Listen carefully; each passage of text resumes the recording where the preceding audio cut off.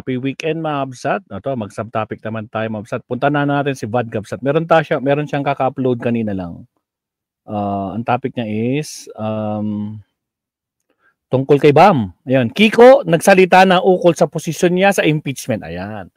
So, pabor din pa ba siya? O ano, or papatayin yung impeachment? Tingnan natin. Sige, Sir Vad, pasok. Humiharang pa, wait lang. Lakihan natin. Okay lang kay Sir Bird, hindi siya nagka-copyright. Mabait siya si Sir Bad eh. Pasok. Hinga, kasama ang new... Wait lang, may harang pa, hindi pa tapos. Square. Okay. Buenas tardes. At last, nagsalita na si Senator Kiko Pangilinan. Buti naman kasi ang dami na talaga nagagalit sa kanya. Nagsalita na siya ukol sa posisyon niya dito sa impeachment ni Sara Duterte. Marami kasi ang natatakot na baka mag-sell out itong si Kiko at ibenta ang kaluluwa niya. Kasama dyan at magsama sa majority senators na ay inclined or nagpaplano na patayin itong impeachment process. So, marami na rin at pati si Kiko naman, kahit nagsalita na siya ukol sa posisyon niya sa impeachment, pero wala pa siyang sinasabi sa final position niya whether he will be joining the majority bloc kasi ang kiniklaim nila Jinggoy, meron na sila 13 plus 2. 13 sila mga solid DDS plus meron pa dalawa, si Kiko at si Bam. So that will make it 15. So parang sinasabi rin nila na ganun rin ang magiging boto nila ng Senado dito sa resolusyon ni Senator Bato de la Rosa to kill the impeachment trial, to dismiss the impeachment trial for lack of jurisdiction and also for violation of the multiple filing of impeachment complaints. Madam Charter. Alam natin na hindi totoo, pero yan pa rin, ginigiit pa rin ni Bato de la Rosa na may violation nga dyan. So, buti naman ngayon for the first time na nagsalita na si Kiko na personally he wants the trial to push through. Gusto niya ituloy ang trial at gusto niya makita ang mga ebidensya, and he will vote according to evidence that will be presented by the prosecution. So, good news ito because now it shows na hindi matik. Sabi nila, hindi matik or hindi automatic yung pala sumasali sa majority ay boboto along with the majority na dominated by supporters of Vice President Sara Duterte. So far, dalawa na tayo member ng majority na sinasabi at kahit papaano, kahit hindi directly, parang ganyan rin sinasabi recently ni Senator Bam. Si Senator Bam Aquino na ganun rin, hindi pa rin binibigay yung final word niya ukol sa reported pagsali niya sa majority bloc.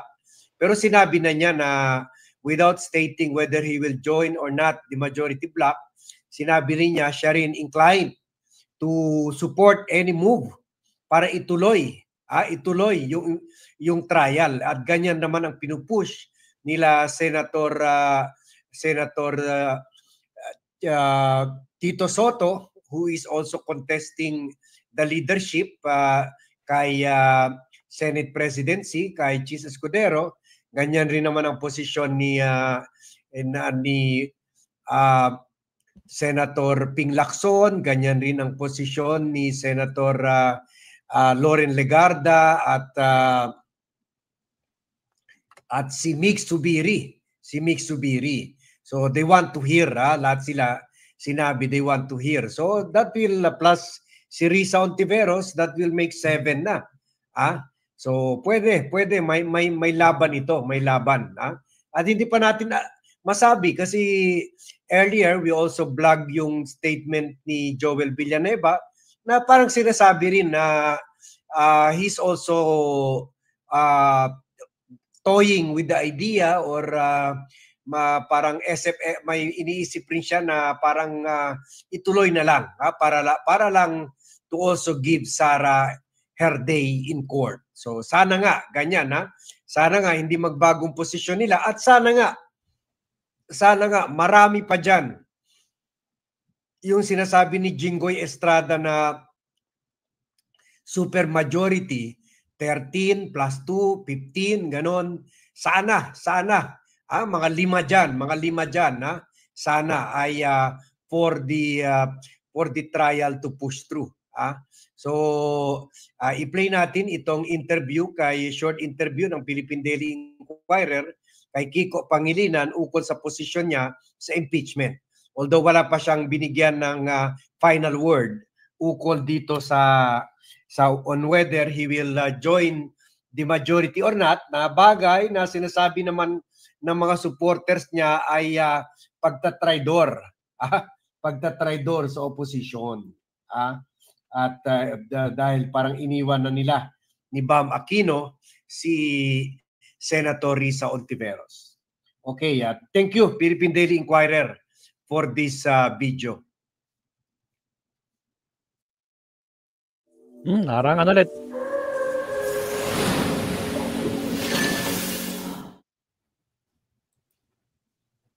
Ano yung hahanapin ninyo during the impeachment trial? Well, I was in the impeachment trial of Corona, so ultimately it's the evidence. So let's see the evidence. Kung walang ebidensya, bakit ka mag-convict? So tingnan natin yung ebidensya. And in the meantime, siyempre, we support the rule of law. And this is a constitutional mandate. We will be taking an oath of office that says we must uphold the Constitution and the rule of law. And that's exactly what we intend to do. How do we make sure, Senator Kiko, na itong issue na impeachment kay Vice President Sara Duterte won't just be about politics, but about the people? Because we're working under the context na there is a rift between the Dutertes and the Marcoses, yung mga allies, itong mga ating Presidente at Vice President. How do we make sure that this is about the people and not about the politics? Well, I think I already answered the question. We look at the evidence. Regardless of the politics, let's look at the evidence. So okay na yun. Let's look at the evidence. So that's good enough for me na ulitin natin at himay natin yung sinabi ni Kiko Pangilinan. Ano yung hahanapin ninyo during the impeachment trial?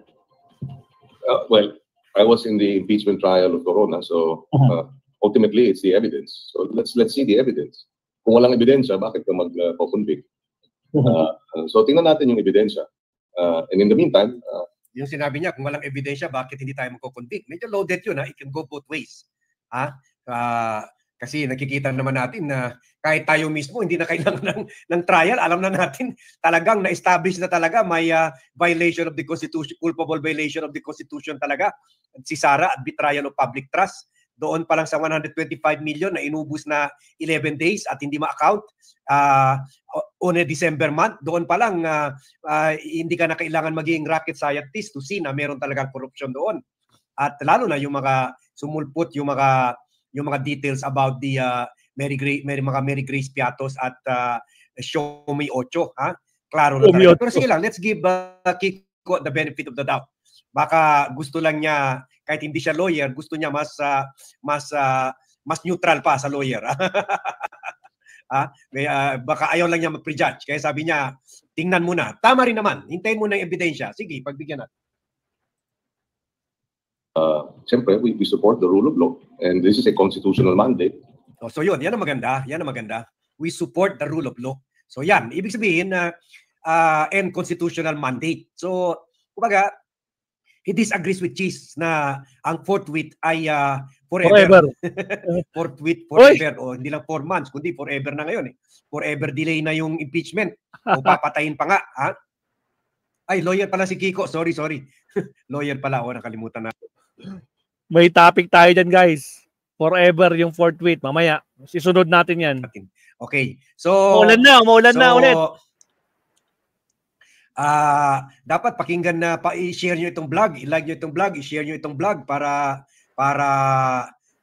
mapanood ni Cheese Escudero kasi he should learn something from Kiko Pangilinan na there is the constitution na dapat sundin, hindi kagaya kay Cheese na ginagawa ng sarili niyang constitution, at we have to follow the rule of law kasi ngayon si Cheese, the rule of Sara Duterte and the rule of the Cheese Heart 2025 Constitution, hindi yung 1987 Constitution.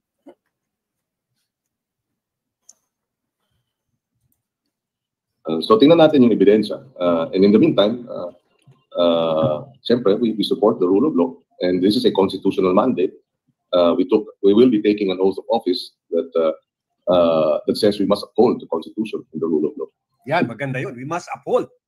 We will be taking an oath of office. So, Cheese, ikaw, nag-take ng oath ka. Huwag gamitin ito sa araw, sa gabi lamang, dahil ito ang bagay na hindi mo maaaring tanggihan.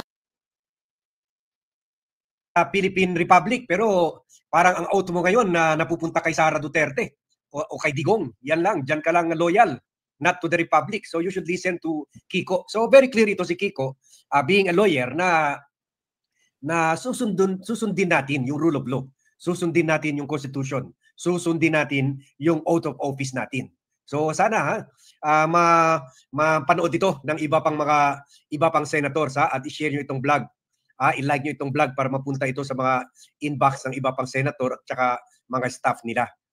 So by the way, we thank you Liza Embesan for supporting independent and truthful blogging, and best regards sa inyo dyan sa US. Okay? So, thank you. Thank you. Okay. So, maganda itong posisyon ni Kiko na finally, he is asserting. No surprises. Hindi magbago. So far, si Bam, nagsalita na, pro-trial. Si Kiko, wag natin i-add muna si Joel Villanueva. Si Ping Lacson, wag na isama yan. According to Ping, Mix, at Tito, Hontiveros, 7 na. At baka maisama pa natin kasi ito lang si Lito Lapid ang umattend yung victory party ni President Bongbong Marcos. So baka he will stay loyal to President Marcos. So 8 na. So malapit na matip yung scale. So na medyo maging 50-50 lang, okay na, ayos ng buto-buto. So in relation to this, itong mga senador na inclined to support any move for the impeachment trial to push through, ay nagtatanong na rin, bakit ang daming delay? Bakit na-move na naman to August 4?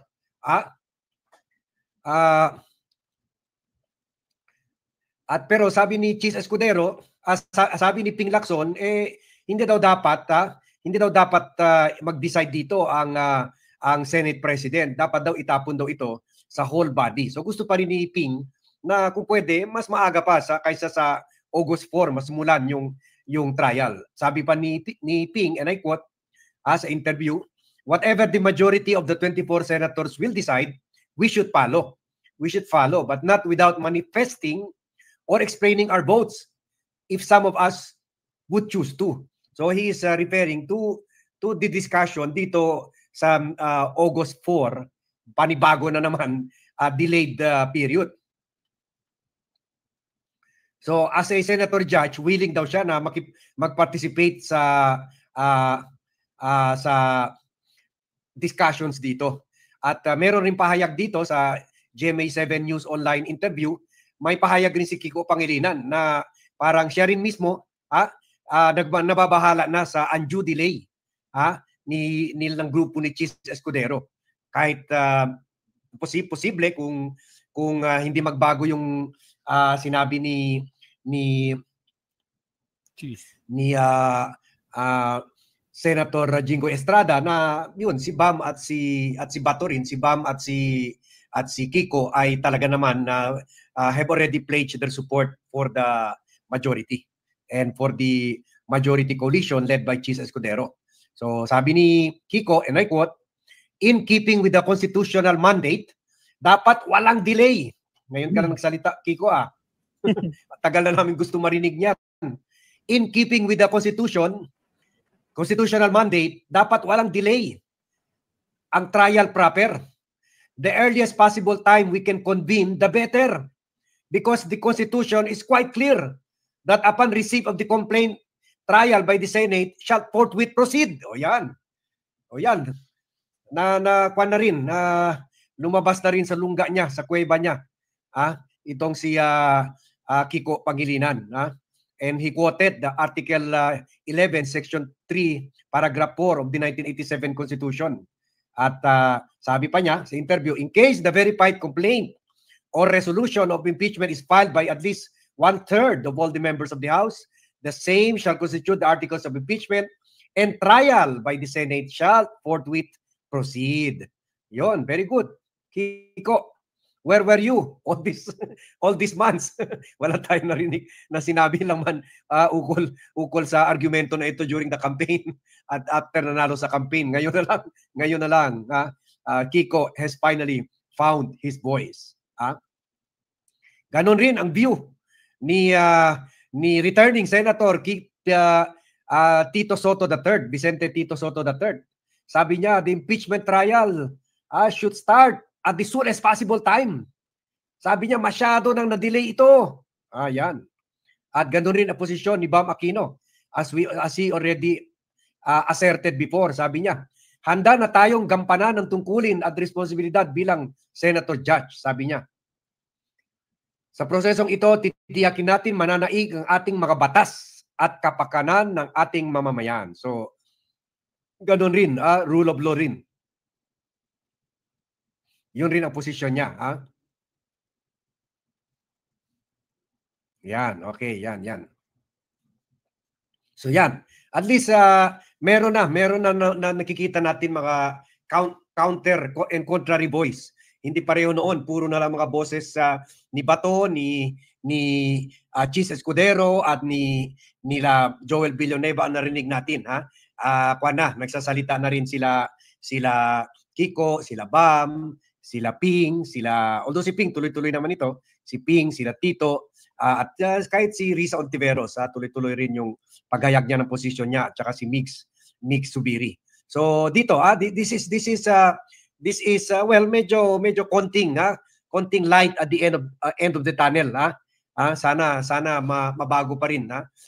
Masusurpresa na lang tayo sa iba pang supporters ni Chis na ay hindi naman talaga totally supportive rin sa posisyon ng mga DDS senator na nandun na nakapaligid kay Chis na hindi naman talaga pro-Sara ang posisyon or pro-kill impeachment position tulad ng pinopropose ni Senator Bato de la Rosa. So yan po ang update natin sa issue na ito as we slowly reach the period of trial, July 28. So ilang tulog na lang yan. So yan na. We will see the great unraveling. Sino ba talaga ang kanino? Sino ba talaga ang mahalang bayan at taong bayan? At sino ba talaga ang traidor? And this time, rest assured, andito si Bat. Hindi na tayo alis. Kasi bitin ako. Ang daming development at drama nangyari sa Senate nung last days of the Senate. Pero nandun tayo sa South Africa. Ngayon, we will be here to fight with the people. So, hanggang dito muna tayo. Thank you very much, everyone. Right. Thank you, Sir Bad. Pero wait lang. So, yun na nga, Mabasat, no? So, at least narinig natin si Kiko na nagsalita, maliban dito kay Bam. Tapos, alam naman natin yung side niya mga kahit na kumampi sila dyan sa super majority na sinasabi nila. So, magkakaalaman tayo dito. Pero yun nga lang, di ba, Mabasat, tandaan nyo, minove nila pinag-usapan na daw nila, minove daw nila ng August 4. Ewan ko lang, pero hindi ko alam kung updated yan sila yung mga ano yun, yung mga veteran group, sila subiri daw, di ba? So, ewan lang natin kung updated sila dyan, pero yun yung lumalabas sa sinabi ni Joel Villanueva ng isang araw na from July 29 na sana, next week na yon ginawang August. Bakit kaya? Kasi nga, according dito kay Top 1, sa kanyang reliable source, may lalabas daw na decision ang Supreme Court next week, mga kapsat, bago matapos pagkatapos ng SONA ni Pangulong Bongbong Marcos. Para siyempre play safe itong mga senador na to. Itong mga senador na to, pag nag-decide na yung nasasabi nila unconstitutional, kung totoo man yung nasagap na balita ni Top 1, ligtas ang mga senador kasi nga hindi daw sila gumawa kundi Supreme Court na daw. Oh, ito guys, connected pa rin dito sa impeachment yung binabanggit na fourth tweet. Merong topic kahapon o kanina. Si Attorney Rene